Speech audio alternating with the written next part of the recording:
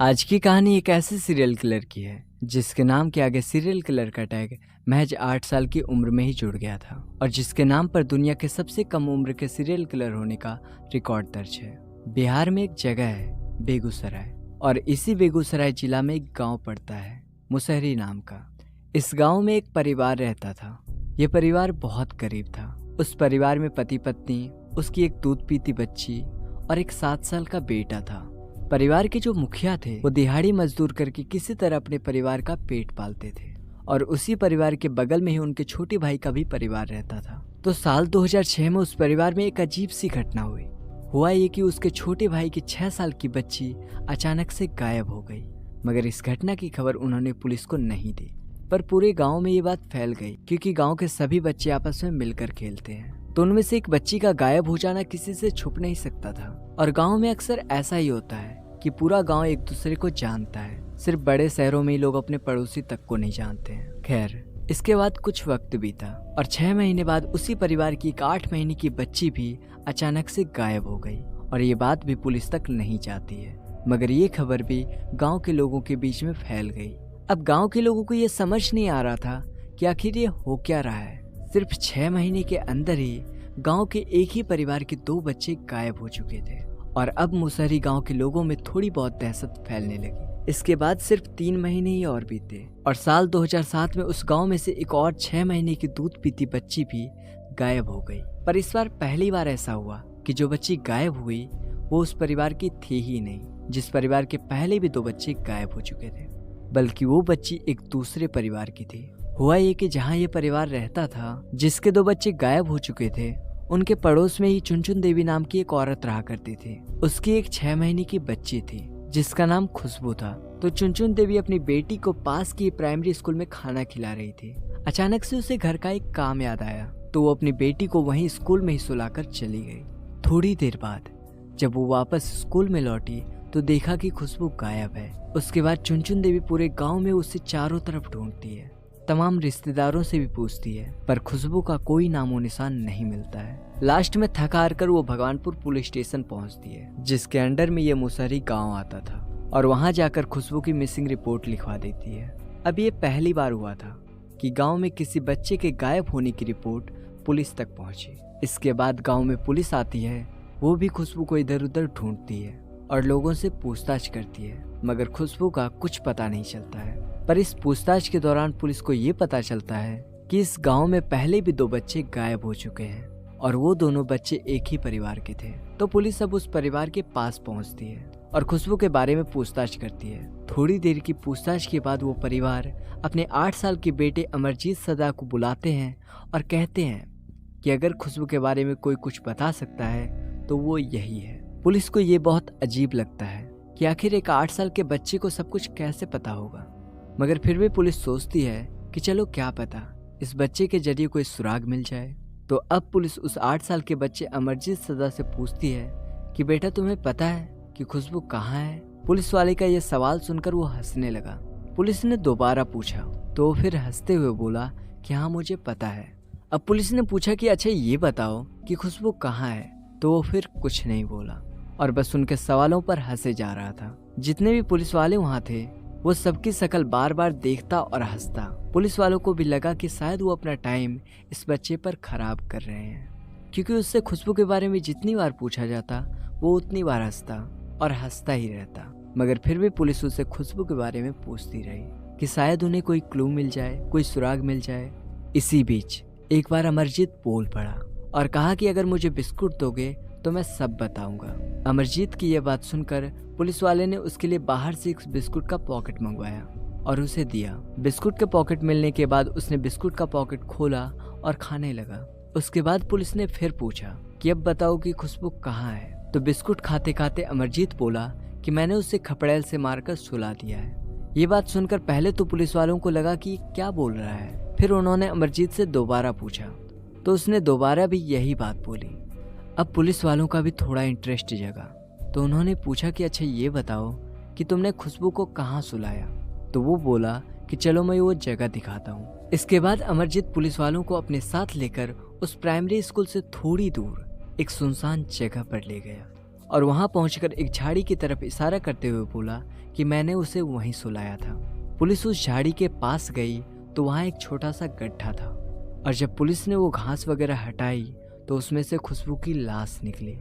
ये देखकर पुलिस वाले भी दंग रह गए कि एक 8 साल का बच्चा जो बोलता कम है और हंसता ज्यादा है और जिससे सिर्फ इसलिए पूछताछ की गई ताकि कोई सुराग मिल सके, मगर अंत में वो बच्चा ही कातिल निकलेगा, ऐसा पुलिस वालों ने दूर दूर तक नहीं सोचा था। इसके बाद पुलिस वालों ने अमरजीत को खुशबू का मर्डर करने के जुर्म में गिरफ्तार कर लिया और उसे अपने साथ पुलिस स्टेशन ले गई।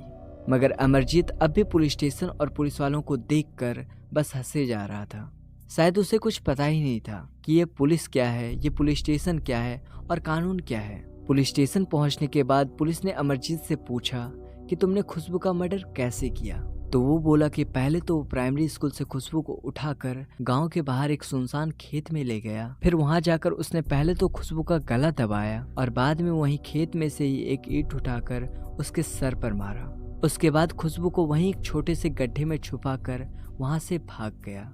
अमरजीत की ये बातें सुनने के बाद पुलिस वालों को वो 2 बच्चे भी याद आ गए जो खुशबू से पहले उस गांव से गायब हो चुके थे और जो अमरजीत के परिवार के ही थे। तो पुलिस को लगा कि कहीं उन दोनों बच्चों के गायब होने में भी इसी का हाथ तो नहीं है। इसलिए पुलिस ने अमरजीत से पूछा कि अच्छा ये बताओ कि तुमने और किस किस को ऐसे खपड़ेल से मारकर सुलाया है। ये सवाल सुनकर वो फिर से हंसने लगा और बोला कि और बिस्किट दोगे तो बताऊंगा।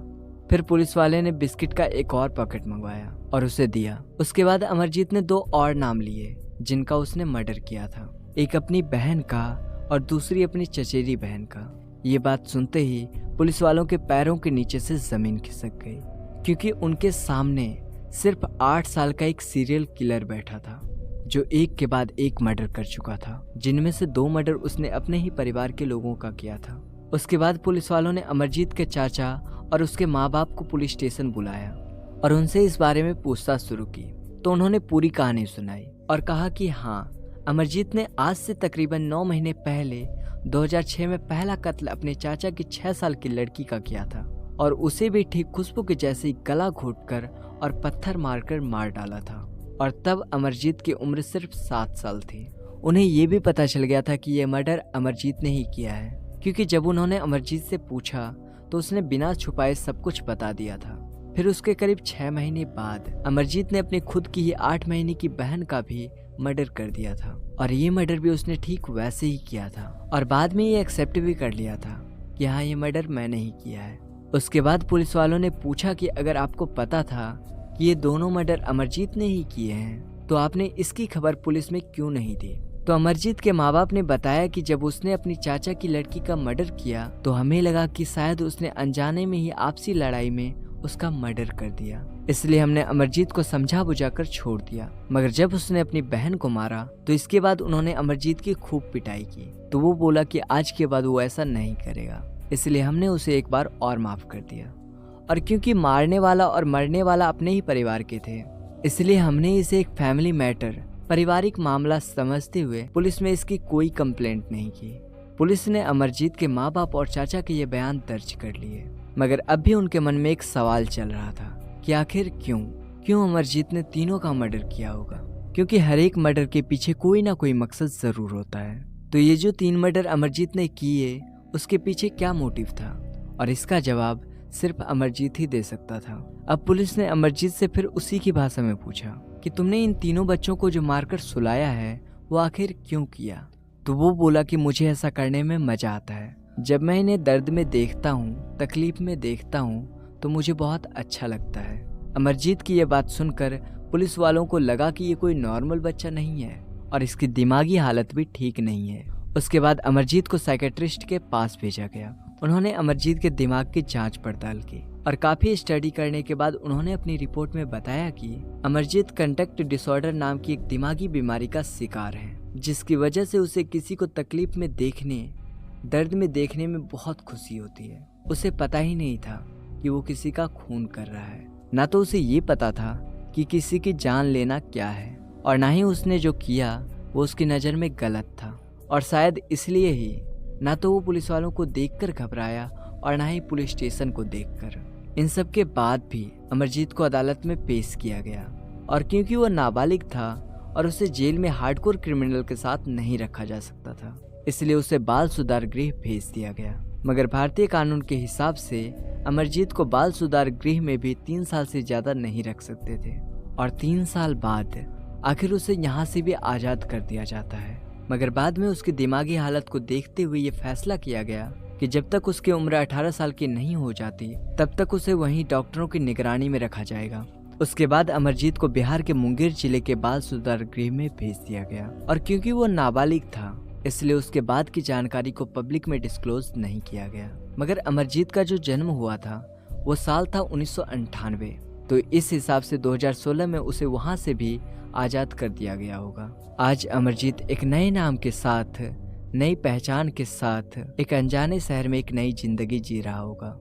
पर अभी वो कहाँ है, किस हाल में है, इसके बारे में किसी को भी कोई जानकारी नहीं है। मगर इस घटना ने अमरजीत सदा का नाम न सिर्फ देश बल्कि पूरी दुनिया के सबसे छोटे, सबसे यंगेस्ट, सबसे कम उम्र के सीरियल किलर में दर्ज कर दिया गया। और आज भी दुनिया के सबसे छोटे सीरियल किलर का रिकॉर्ड अमरजीत सदा के नाम पर ही दर्ज है, जिसकी उम्र सिर्फ 7 से 8 साल के बीच थी जब उसने एक के बाद एक 3 कत्ल कर दिए। तो ये थी पूरी कहानी दुनिया के सबसे कम उम्र के सीरियल किलर की। मुझे उम्मीद है कि आप सभी को ये कहानी पसंद आई होगी। अगर आपको ये कहानी पसंद आई हो तो वीडियो को एक लाइक जरूर करें और कमेंट करके बताएं कि आपको ये कहानी कैसी लगी, और इसे ज़्यादा से ज़्यादा शेयर करें और चैनल को सब्सक्राइब करके बेल आइकन को ज़रूर दबाएं ताकि आप मेरी कोई भी कहानी को मिस ना करें। तो फिर मिलते हैं एक और नई दिल दहला देने वाली घटना के साथ। तब तक के लिए जय हिंद।